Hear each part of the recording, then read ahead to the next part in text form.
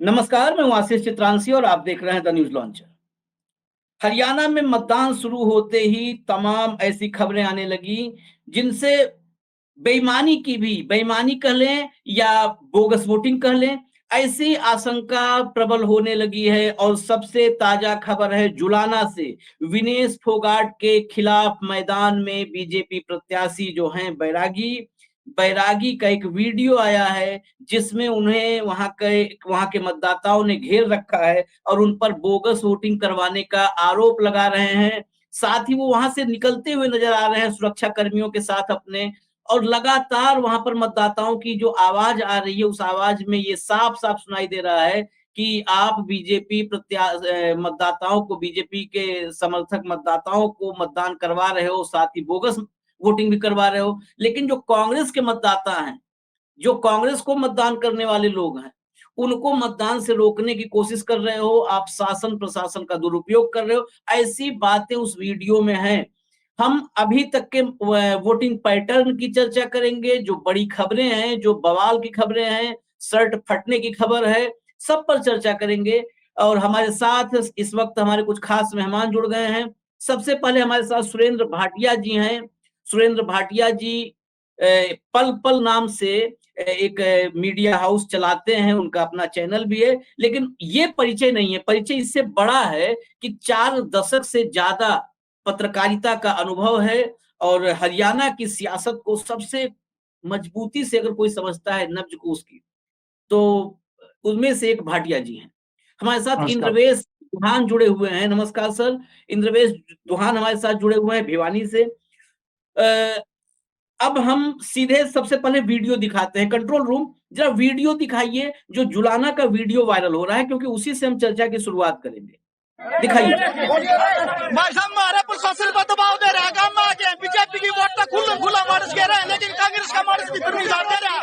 यो आ रहा है कि देखो कैप्टन बुराकी प्रशासन दो रहा है, हमारी को आ रहा है, हमारी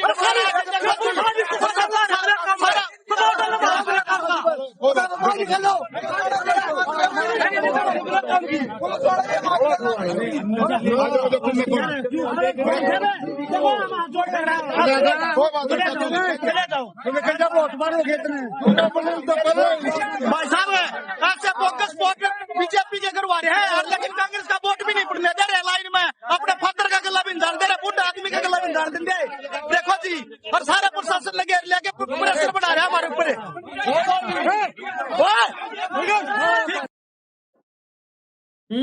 मैं सीधे भाटिया जी के पास चलूंगा। जरा एक बार हिंदी वाले जो दर्शक हैं उनके लिए क्या वीडियो में आवाज जो साउंड है, ऑडियो है, वो ऑडियो भी थोड़ा सा बता देंगे। और ये क्या चल रहा है चुनाव में, कैसा अब तक का चुनाव है, ये हंगामा बवाल खासकर जुलाना में, हॉट सीट जुलाना में क्या है, इसका संकेत क्या है? ऐसा जी, आशीष जी, जो चुनाव 30% मतदान वहां हो चुका था, सबसे अधिक मतदान जुलाना में हुआ है। और जो मतदान है वो विनेश फोगाट के पक्ष में दिखाई दे रहा है। और ये पूरे हरियाणा में पार्टी विद डिफरेंस के जो भी उम्मीदवार हैं, जो उनके समर्थक हैं, पहली बार ऐसा लगा है अभी बाहुबल, धनबल, सब चीजों का प्रयोग कर रहे हैं। देखो, ये हार के संकेत होते हैं जहां भी झगड़ा, हर कैंडिडेट खुद ऐसी बातें कर रहा है, लोग आरोप लगा रहे हैं, उनके वोट नहीं डालने दे रहे, वो वीडियो में स्पष्ट सुनाई दिया जा रहा है। तो ऐसे करके ये चीजें होंगी।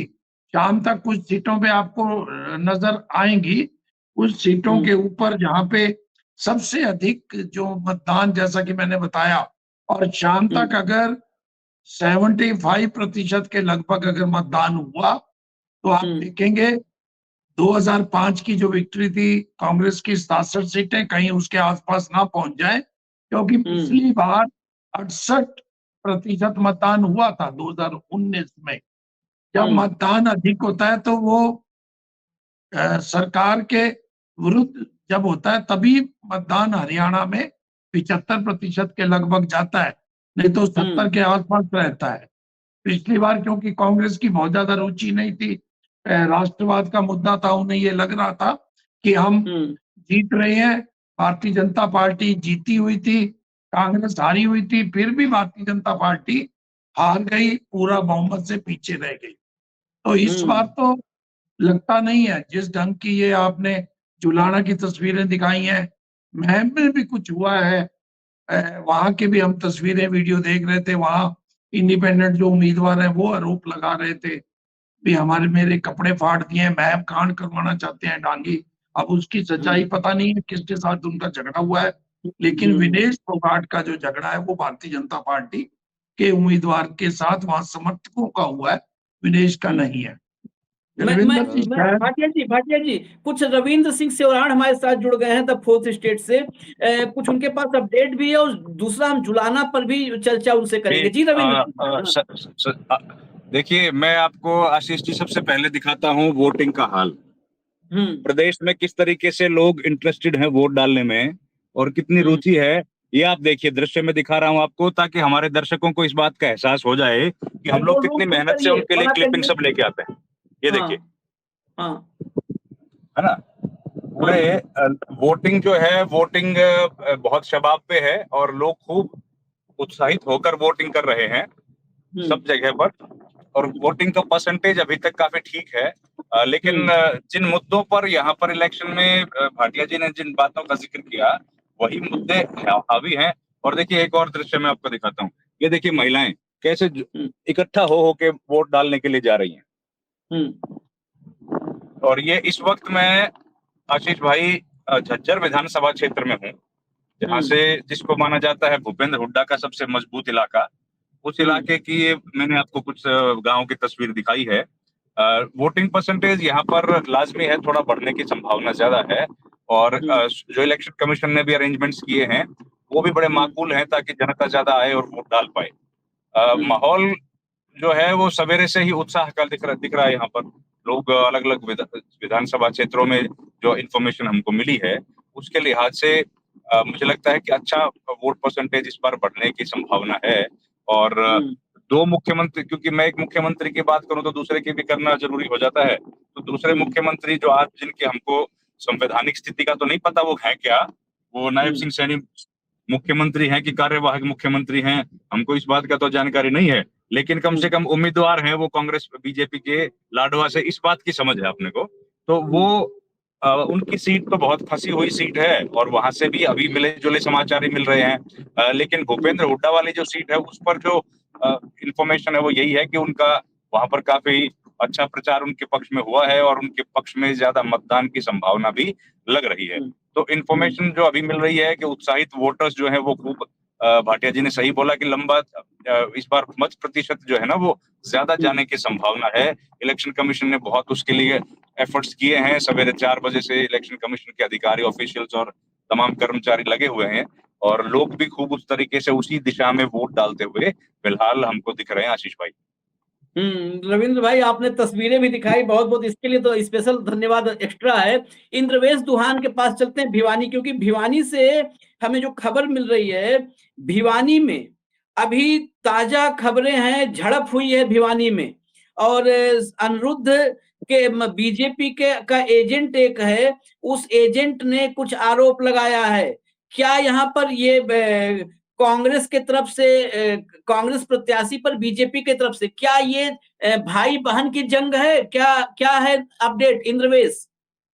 जी, भिवानी के तोसाम विधानसभा क्षेत्र है, काफी हॉट सीट ये कही जा रही है और यहाँ इस सीट से हम बात करें तो ये जो विवाद की बात सामने आ रही है, अभी इसको प्यूरिफाई करने की आवश्यकता है। क्योंकि कल शाम से ही सोशल मीडिया की जो वार शुरू हुई थी, वो सबसे ज्यादा तोसाम विधानसभा में हमें देखने को मिली है। अलग-अलग कार्यकर्ता अलग-अलग लोगों को समर्थन की, उनको एक-दूसरे के कपड़े फाड़े, इस प्रकार की सूचनाएँ दे रहे थे। जो जिन प्रत्याशियों की टिकटें कटी थी, उनके समर्थन की बात दूसरी पार्टी के प्रत्याशियों को देने की बात। तो ये अफ़वाहें जो हैं काफ़ी रही हैं।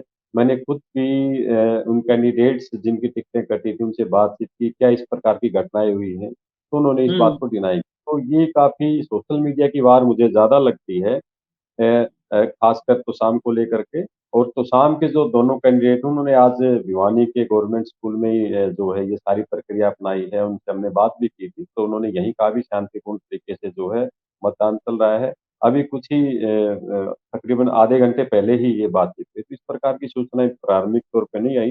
हालाँकि छिटपुट बातें ज़रूर आती हैं। यहाँ पे जैसे एक बूथ है वहां पर ये जरूर आया था। अभी कुछ पोलिंग पार्टी के जो आदमी थे उनके साथ थोड़ा सा हल्का फुल्का हुआ है, इसके अलावा तो कुछ नहीं। पेट्रोलिंग पार्टी के साथ पेट्रोलिंग पार्टी के व्यक्ति द्वारा थोड़ा दुर्व्यवहार की बात जरूर सामने आई। चलिए, इसका मतलब वहां पर ठीक ठाक है भिवानी में। मैं भाटिया साहब के पास फिर आ रहा हूं, और भाटिया साहब से सवाल करूं उससे पहले मैं कह दूं, जो पढ़े लिखे लोग हैं, जो थोड़ा लग्जरी लाइफ में रहते हैं, एसी बेडरूम में एसी दोपहर में ऑन होता है, वो घर से निकलें। देखिए गुरुग्राम, ये देखिए, आप लोग सीखिए लोकतंत्र में। दरअसल अगर इस विषय पे हम मतदान के बाद जरूर मैं एक एपिसोड करूंगा। इस लोकतंत्र को अगर खतरा है तो सिर्फ राजनीतिक दलों से और नेताओं से नहीं है। ये जो पढ़े लिखे मतलब स्वयंभू इस देश के झंडा बरदार हैं, घर में बैठ के राष्ट्र निर्माण करते हैं, ये सारे वही हैं जो मतदान करने नहीं निकल रहे हैं, घर में बैठ के राष्ट्र निर्माण करते हैं, विश्वगुरु बनाते हैं। देखिए गुरुग्राम में पोलिंग परसेंटेज 17 है, जबकि आप अंबाला को देख लीजिए, हिसार को देख लीजिए, जींद देखिए 27% क्रॉस है, जो है 25% यमुनानगर में, लेकिन गुरुग्राम में 17 है। पंचकुला जो बिल्कुल लगा हुआ है चंडीगढ़ से, पंचकुला में तो वहां के लोग तो शायद घर से निकलने को तैयार नहीं है। पंचकुला में 13%, 13.46% है पोलिंग परसेंटेज, इतना कम। ये पंचकुला, गुरुग्राम, सोनीपत, ये दिल्ली से लगा हुआ है, एनसीआर का हिस्सा है।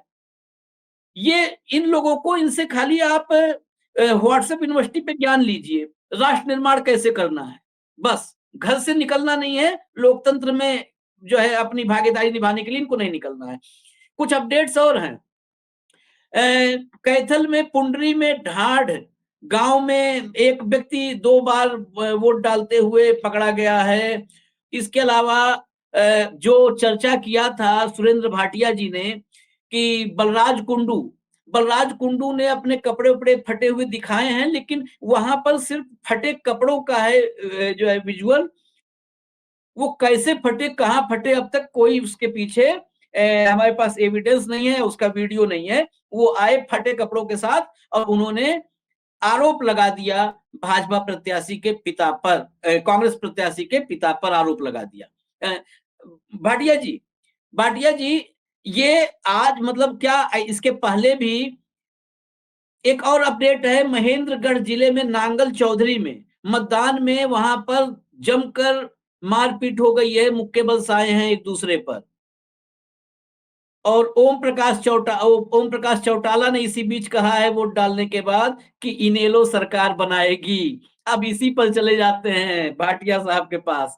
सर, आप कह रहे थे कि मतदान का प्रतिशत जो है ये सत्ता परिवर्तन कर देगा, तो क्या ओम प्रकाश चौटाला के लिए मौका बन गया, इनेलो सरकार बनाई जा रही है, या सुबह सुबह मजाक कर दिया आज चौटाला साहब ने? नहीं, जब तक वोट के नतीजे नहीं आते, हर कैंडिडेट को, मैं ऐसे कई कैंडिडेट को जानता हूं। एक मैं आज के वर्तमान में बात नहीं करूंगा, उदाहरण देते हुए बता दूंगा।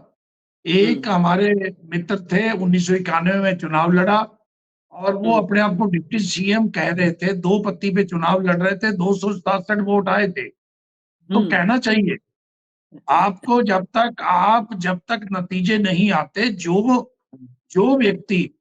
जो व्यक्ति चुनाव मैदान में है और जिसकी पार्टी है, वो आज हमें चौटाला साहब ने कहा है मजाक लगता है, स्थिति ऐसी है मजाक जैसी है, लेकिन उनको अपने जो भी 2, 3, 4 सीटें जो उनके संघर्ष में हैं, वो सीटें जीतने के लिए ये कहना जरूरी है। अनिल विज जो 3 महीने पहले ये कह रहे थे नायब सिंह सैनी के सामने, मुझे मेरी औकात का पता लग गया, मैं एक छोटा सा कार्यकर्ता हूं, उन्हें भी इसलिए कहना पड़ा कि मैं मुख्यमंत्री का दावेदार हूं, अंबाला वाले उन्हें 7वीं बार जिता दें। अनेक बार ये शब्द, और भारतीय जनता पार्टी जैसी पार्टी में जहां कोई मांग नहीं करता, जब वहां ऐसी बात कही जाती है, तो इसका अर्थ आशीष जी यही है कि अपने आप को बड़ा दिखाओ और शायद कुछ वोट इस हिसाब से मिल जाए। अच्छा, तो ये भाटिया साहब, मैं एक बार फिर से आऊंगा जुलाना पर, क्योंकि जुलाना की खबर अब बढ़ती जा रही है। उस खबर पे अभी हम पे आ रही है जो गोदी मीडिया की रिपोर्ट्स, हम लोग खुल के कहते हुए गोदी मीडिया की रिपोर्ट्स। अब वहां पर ये योगेश बैरागी को, चाहे वो बचाने के लिए हो रहा हो, ये खबर आ रही हो, या जिस भी वजह से, ये तो आप बेहतर बताएंगे, वो कहा जा रहा है कि योगेश बैरागी वहां पर बूथ कैप्चरिंग की सूचना थी तो रोकने के लिए गए थे। अब ये खबर देखो बनाई जा आशीष रही है लगातार। हाँ। आशीष आशीष जी, ये चीजें होंगी। हरियाणा अभी भी मैं कहता हूँ बहुत शांत शांत है। हरियाणा में शाम तक अगर 10-15 स्थानों पर छुटपुट घटनाएं हो जाएं तो बहुत बड़ी बात नहीं है। कुछ समर्थक अति उत्साह में कर देते हैं और कुछ स्थानों पर बूथ कैप्चरिंग वाली जो बात है वो हरियाणा में पुरानी बातें हो गई हैं। अब बूथ कैप्चर कहीं नहीं होते, और बूथ कैप्चर भी तब होते थे जब बैलेट पे चुनाव होता था। अब तो ईवीएम उठाने का और ये चीजें करने का कोई ना तो मौसम है और ना ही समय है। अब तो जब जिस भी व्यक्ति के विरुद्ध चुनाव हार रहा होगा तो वो कोशिश करेगा थोड़ा बहुत ऐसे आरोप लगाने के लिए। तो इसलिए सिर्फ ये आरोप लगाए जा रहे हैं। और राजनीति में आपको हारते हुए देख के आप अगर आरोप लगा दोगे तो कम से कम यह कहने योग्य होगे अपने समर्थकों के बीच में, अगर बूथ कैप्चर ना होते तो मैं जीतता। अच्छा, एक एक बात और है, विनेश फोगाट ने, अब जब उन्हीं की सीट की चर्चा हो रही है, विनेश फोगाट ने मतदान के बाद उनसे सवाल किया गया कि मंत्री बनने को लेकर के आपकी क्या, जो है, आपके मन में क्या है, तो उसका जवाब दिया है उन्होंने कि सबसे पहले तो उन्होंने कहा कि सभी लोग मतदान करें, और मैं सिर्फ जुलाना तक सीमित नहीं रहना चाहती हूँ। हम हरियाणा के लोगों की बात कर रहे हैं, नशा बहुत बड़ा मुद्दा है, चिंता का विषय है, आने वाली पीढ़ी को बचा करके रखना है। मंत्री बनना मेरे हाथों में नहीं है, मेरा हाथ इतना है कि मैंने मेहनत की है, टिकट मिला, हम लड़ रहे हैं। बाकी जो भी आगे चीजें होंगी वो 5 तारीख के बाद सबके सामने होंगी, ये आलाकमान का फैसला है। यानी मंत्री बनने के लिए, जी भाटिया जी, विनेश ने मंत्री पद पर जो उनकी राय मांगी गई तो उन्होंने कहा हाईकमान के हाथ में है ये, यानी इच्छा है विनेश की। नहीं, देखो हरियाणा में केवल 13.5 मंत्री बनने हैं। हाँ। 15% के हिसाब से 13 मंत्री बनाए जाते हैं मंत्रिमंडल में। और पहले जब मंत्रिमंडल का गठन होगा, कोई भी सरकार बनेगी, तो वो 3-4 सीटें तो वो खाली छोड़ते हैं। सभी विधायकों को ये दिखाने के लिए हर एक के साथ सिंगल बात होती है, भाई 2 सीटें खाली हैं, हाईकमान से बात करेंगे, आपको बनाएंगे। कल दीपेंद्र हुड्डा जी आए इलाहाबाद में परसों 3 को, भरत सिंह बेनीवाल के बारे में कह गए इनको मंत्री बनाएंगे, जबकि सब जानते हैं अगर भरत सिंह बेनीवाल जीत भी गए तो अगर 60 विधायक आएंगे तो उनका नंबर 60वां होगा। सब जानते हैं, क्योंकि वो ग्रामीण पृष्ठभूमि से आते हैं, आयु के हिसाब से भी, बोलचाल के हिसाब से भी ऐसे नहीं है कि उनको मंत्री बनाया जाए। लेकिन 1-2% अगर कहने से, अब ये कहने से, किसी को शाबाशी देने से, 2014 में जब भारतीय जनता पार्टी सत्ता में आई थी तो कैप्टन अभिमन्यु ने हिसार जिले में ये कहा था भी वो सीएम बनेंगे, और बादली की सीट ओम प्रकाश धनखड़ इसलिए जीते थे कि वो वहां सीएम बन रहे थे। रामविलास जी महेंद्रगढ़ से इसलिए जीते थे, सबसे बड़े नेता थे, और सबको पता था मनोहर लाल जी को केवल इसलिए लाया गया था भी उन्हें ही मुख्यमंत्री बनाना है। चुनाव से पहले ही ये निर्णय हो गया था। तो ये मंत्री बनना, मुख्यमंत्री बनना, डिप्टी सीएम बनना, आजकल गीता बुक्कल और उदय भान 2 डिप्टी सीएम बने हुए हैं भी। अगर हुड्डा साहब मुख्यमंत्री बनते हैं तो वो 2 डिप्टी सीएम। पहली प्रायोरिटी हर कैंडिडेट की अपनी सीट निकालने की होती है, तो वो अपनी सीट पहले किसी तरह जीते।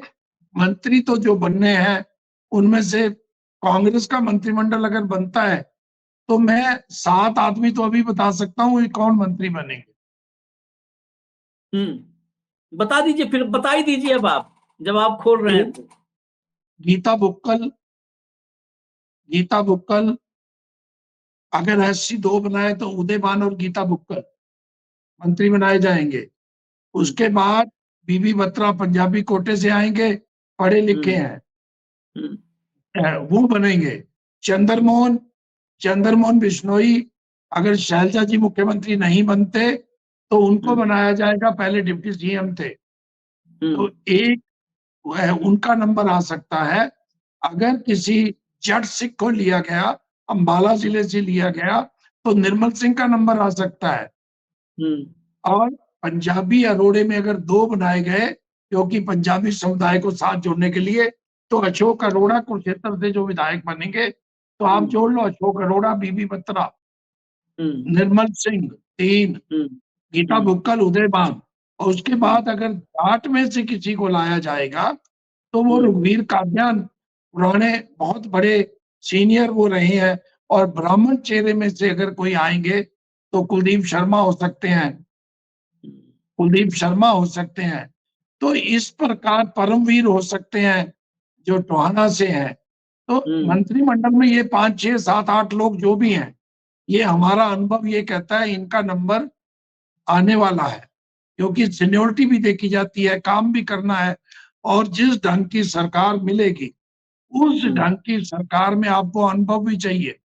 और 1-2 अगर यूथ कोटे से आए, रणदीप सुरजेवाला का बेटे को अगर आपने कहीं एडजस्ट किया जाना है तो जाट कोटे से, और रणदीप सुरजेवाला को खुश रखने के लिए उनका नंबर आ सकता है। एक नाम में बहुत महत्वपूर्ण भूल गया, वो उचाना के विधायक बरजिंदर सिंह। तो जाट में उचाना के विधायक बरजिंदर सिंह, आदित्य सुरजेवाल, रघुवीर कादियान और भूपिंदर सिंह हुड्डा, 4 लोग ये हो गए हैं। 4 लोग ये हैं पंजाबी को, पंजाबी कोटे से।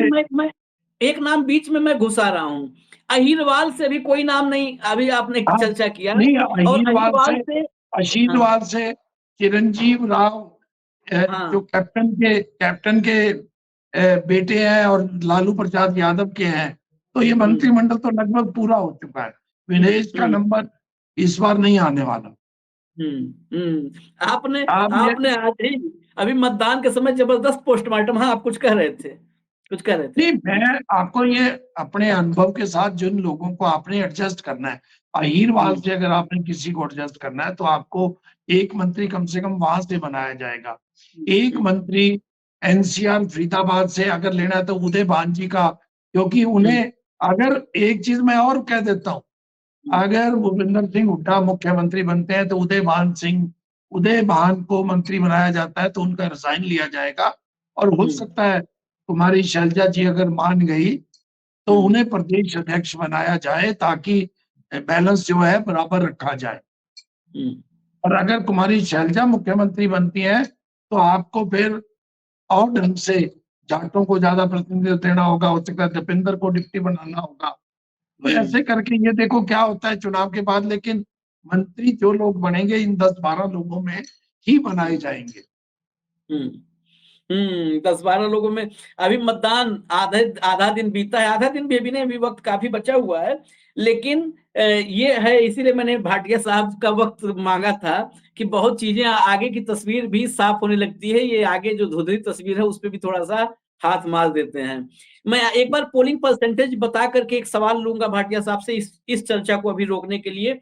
अंबाला में 25.5%, भिवानी 23.5%, चरखी दादरी 20.1%, फरीदाबाद 20.39%, फतेहाबाद 24.73%, गुरुग्राम 17.05%, हिसार 24.69%, झज्जर 23.48%, जींद 27.20%, कैथल 22.21%, करनाल 24.85%, कुरुक्षेत्र 23.90%, महेंद्रगढ़ 24.26%, नूह 25.65%, पलवल 27.94%, पलवल, पंचकुला 13.46%, पानीपत 22.62%, रेवाड़ी 21.49%, रोहतक 22.91%, सिरसा 20.77%, सिरसा 21%, 20.77।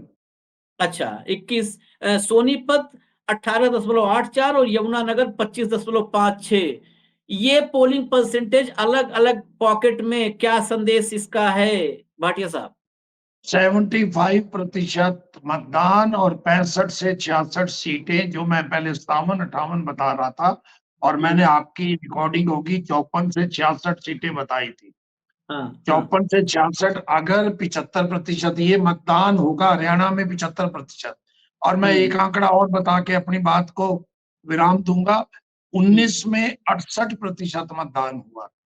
अब किसी का इंटरेस्ट नहीं था, सबको लगता था भारतीय जनता पार्टी आ रही है, कांग्रेस आ रही है, और इसलिए किसी ने जोर नहीं लगाया। इस बार दोनों पार्टियां जोर लगाएंगी, कांग्रेस आ रही है, भारतीय जनता पार्टी कमजोरी से नहीं आ रहेगी, वो भी मतदान कराएगी, सब चीजों का प्रयोग करेंगे, और प्रतिशत जा सकता है 75 के आसपास। और 75% मतदान अगर होता है, उनमें से ये शहरी पंचकुला गुरुग्राम में रहेगा 60 के लगभग, और कुछ ग्रामीण क्षेत्रों में जाएगा 84%, 85%। तो ऐसे करके 75% मतदान होगा। और जब इतना भारी मतदान होता है, तो वो आपको पता है, आपका अनुभव भी कहता है, उस सरकार के विरुद्ध जब वोट देना होता है, तो वो अगर हरियाणवी में कह दे, तो वो जिसकी मंजी ठोकनी होती है, पंजाबी में कह दो, हरियाणवी में कह दो, तो वो चीज जो है, जहाँ मतलब हरियाणा में जो मरोड़ निकालनी होती है, तो हरियाणवी जो है वो मरोड़ निकालने पे है भारतीय जनता पार्टी की। और कुछ लोग, कई कहावतें हैं, गर्दन में सरिया है, वो ठीक करने की बात है। तो देखते हैं क्या होता है, लेकिन रुझान यही है कि कांग्रेस पार्टी बड़ी जीत की ओर जा रही है, और रुझान इसलिए है क्योंकि मतदान बहुत हैवी हो रहा है। हैवी हो रहा है, बिल्कुल। और भाटिया साहब ने जो कहा, कई बार जो भी पत्रकारिता में जमीन पर देखते हैं, लोगों के नब्ज को टटोलते हैं, राजनीति को समझते हैं। कल देर रात मेरी बात हो रही थी एक अनुभवी पत्रकार से, हरियाणा, खासकर हरियाणा उनका अपना फोकस फील्ड रहा है। उन्होंने भी सेम बात जो भाटिया साहब ने कही, हूबहू यही बात कही थी। उन्होंने कहा अगर 75% पोलिंग पहुंची, 75 साढ़े 75 पहुंची, तो कांग्रेस 70 सीट, फिर 70 जा सकती है कांग्रेस। और वही बात जो देर रात मेरी बात हुई थी, वही आज दोपहर में भाटिया साहब ने कहा। इंतजार करते हैं शाम तक पोलिंग परसेंटेज पर और वक्त वक्त पर, क्योंकि भाटिया साहब मेरे मतलब हरियाणा के जो भी पत्रकार हैं, उसमें सबसे जो मेरे अग्रज, सबसे अनुभवी पत्रकार हैं, भाटिया साहब हैं। इसलिए उनसे जरूर हम एक बार हरियाणा के पोलिंग परसेंटेज का क्या मायने है, उसका क्या इशारा है, वो समझेंगे, फिर उनको हम जोड़ेंगे, उनका वक्त फिर हम लेंगे। और आप लोग के सामने ही मैं उनसे निवेदन कर दे रहा हूँ। फिलहाल इजाजत दीजिए आप लोग। नमस्कार, धन्यवाद सर, धन्यवाद। नमस्कार जी, नमस्कार।